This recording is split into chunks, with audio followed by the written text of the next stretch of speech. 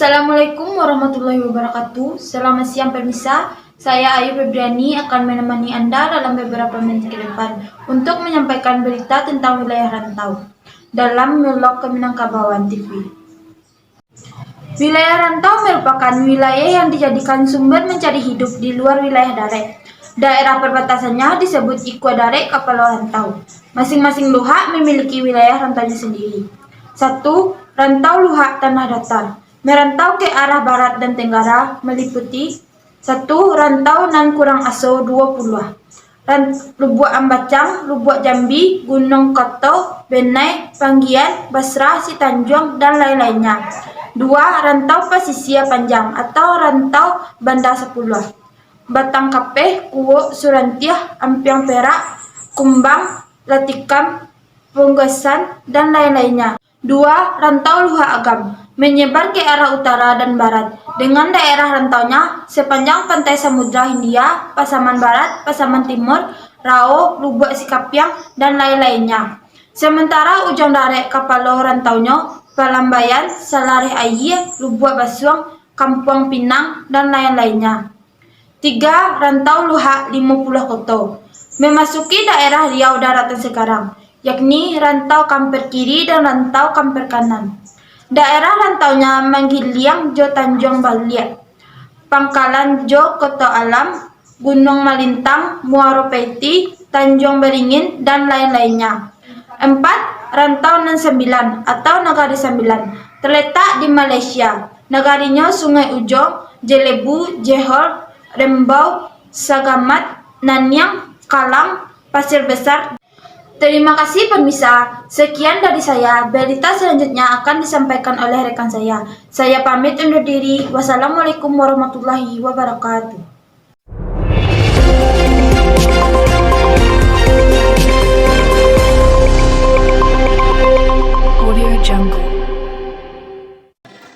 Assalamualaikum warahmatullahi wabarakatuh. Selamat siang pemirsa. Saya Andra Putra Ramadan akan menemani Anda dalam beberapa menit ke depan yang akan membahas berita tentang wilayah pesisir di Mulok Keminangkabauan TV. Wilayah pesisir membentang sepanjang pantai barat Sumatera, mulai dari Tapanuli Selatan, Sumatera Utara hingga Muko-Muko Bengkulu. Pesisir ini dibagi dua pula, yaitu pesisir Tiku Pariaman dan pesisir Pasaman. 1. Pesisir Tiku Pariaman. Pariaman Laweh meliputi Kasang Jo Duku, Sintuak Jo Lubuk Aluang, Sunoi Jo Kurai Taji, Tobo Jo Pakandangan, Tiku Jo Pariaman, Nareh Jo Sungai Limau, Malai Sungai Garinggiang, Limo Koto Jo Kampung Dalam, Sungai Sariak, dan sebaris 2 kali sebelah 6 lingkung. 2. Padang Salapan. Suku meliputi Lubuk Kilangan dan 20, Pawah Limo, Pawah 9, Sungai Sapiah, Lubuk Minturun, Koto Tangah, Lubuk Wayo. 2. Pesisir Pasaman. Sasak Jo Kinali, Parik Batu Jo Koto Baru, Padang Tujuh Jo Awe Kuniang, Lubuk Pudiang Jo Aye Gadang, Sontiang Muaro Kawai, Sangai Awe Jo Ujuang Gadiang, Parik Jo Aye Bangi. 3. Ranah pesisir meliputi Silawi Jo Lunang, Indro Puro Jo Aye Haji, Pungasah Jo Sunagai Tunu, Lubuan Balai Sarasa Surantiah Jo Sungai Sirah, Lakitan Jo Koto Baru. 2. Pesisir Pasaman. Sasak Jo Kinali, Parik Batu Jo Koto Baru, Padang Tujuh Jo Awe Kuniang. Terima kasih pemirsa. Sekian dari saya. Berita selanjutnya akan disampaikan oleh rekan saya. Saya pamit undur diri. Wassalamualaikum warahmatullahi wabarakatuh.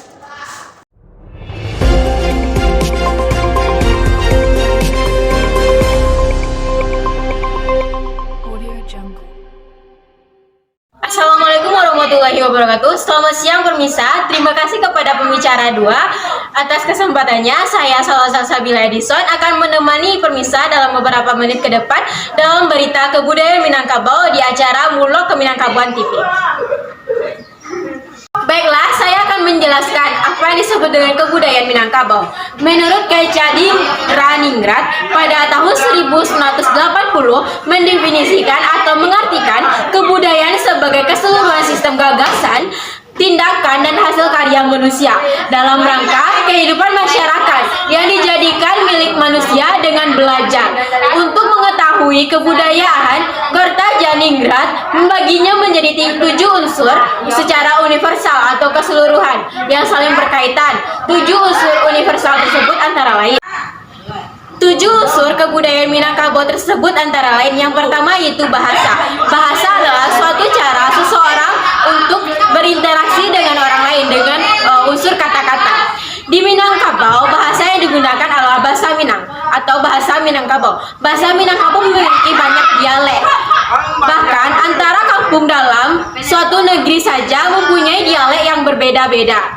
Menurut guru besar linguistik dari Universitas Andalas, yaitu yang bernama Prof. Nandra, dalam penelitiannya mengemukakan di Sumatera Barat terdapat 8 dialek bahasa Minangkabau yang masih bisa dibagi lagi dengan beberapa subdialek. 8 dialek di bahasa Minangkabau ini antara lain: yang pertama yaitu dialek Rao Mapat, yang kedua yaitu dialek Muara Lalo, yang ketiga yaitu dialek Lubo Alai, yang keempat yaitu dialek Payakumbuh, yang kelima yaitu dialek Agam, yang keenam adalah dialek Puncak Soal, yang ketujuh adalah dialek Kota Baru, dan yang kedelapan adalah dialek Hintau.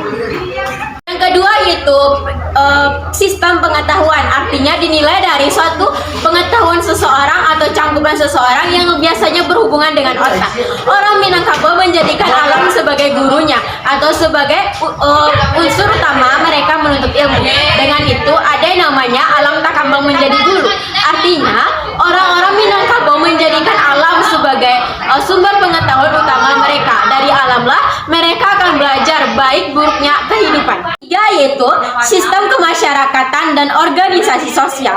Sebenarnya masyarakat Minangkabau tidak menganut ataupun tidak menganut sistem matrilinear secara keseluruhan atau sistem yang diambil dari keturunan garis ibu secara keseluruhan. Sebenarnya masyarakat Minangkabau tidak menganut sistem matrilinear secara utuh karena basuku kamanandeh dan banasab ke ayah.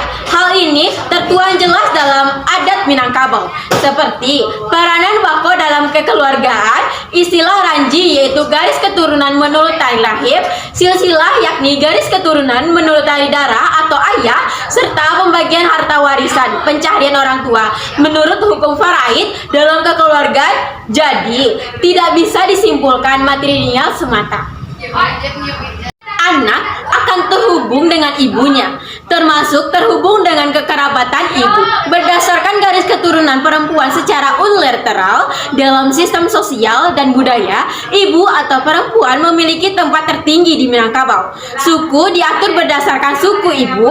Jika suku ibunya Caniago, maka anaknya akan bersuku Caniago pula. Begitu juga dalam pewarisan harta pusako tinggi, yang berhak menerimanya adalah anak perempuan dari pihak ibu, terutama pada anak perempuan paling bungsu ataupun paling muda. Keempat itu sistem peralatan dan teknologi. Tiap negari di Minangkabau memiliki produk unggulan tersendiri dalam teknologi serta membuat peralatan yang digunakan untuk membantu pekerjaannya. Suatu negari suatu produk atau satu negari satu produk. Ada beberapa produk-produk unggulan di Minangkabau, misalnya yaitu pandai besi di Singapura, Bagara Ameh di Gugok Tabe Sarajo, pandai perak Koto Gadang, pandai tenun di Pandai Sike, dan seterusnya. Selain itu, Rumah Gadang merupakan pencapaian tertinggi teknologi orang Minangkabau. Di Rumah Gadang, infrastrukturnya, Rumah Gadang termasuk salah satu bangunan yang tahan akan gempa, yang masih diteliti oleh para ahli sampai saat ini. 5. Sistem mata pencaharian. Wilayah Minangkabau yang dikelilingi api terdiri dari perbukitan dan lembah yang subur. Umumnya, mata pencaharian utama masyarakat Minangkabau adalah bertani, menggarap sawah, dan ladang. Di samping itu, ada juga yang menjadi peniaga ataupun pedagang, menjadi pelayan bagi masyarakat pesisir, serta sumber-sumber suatu pencarian lainnya. 6. Sistem religi. Ada istilah yang berkembang di Minangkabau, yaitu orang Minangkabau itu Islam Badariyah, atau orang Minangkabau adalah orang-orang yang penganut agama Islam yang teguh. Artinya, setiap orang Minangkabau atau setiap masyarakat yang mengaku sebagai orang Minang harus memiliki agama Islam. Artinya, orang yang tidak Islam yang ada di Minangkabau tidak diakui secara keseluruhan adalah orang Minangkabau. 7. Kesenian. Kesenian bagi dari adat Minangkabau. Adanya adat orang Mudo di Palagang, setiap negari di Minangkabau memiliki gelanggang sebagai tempat berkumpulnya masyarakat, terutama orang muda. Di sana dipertunjukkan berbagai kesenian anak nagari seperti randai, pencak silat, tari-tarian, permainan alat musik seperti saluang, dendang, rabah, dan sebagainya. Selain itu, ada juga pertunjukan kesenian bersifat religi seperti indang, rabana atau rebana, salawatulang, dan lain-lain. Sekian berita kali ini. Terima kasih bagi pemirsa yang setia untuk menonton berita kami. Saya Salsa Sabila Edison. Saya tutup. Wassalamualaikum warahmatullahi wabarakatuh.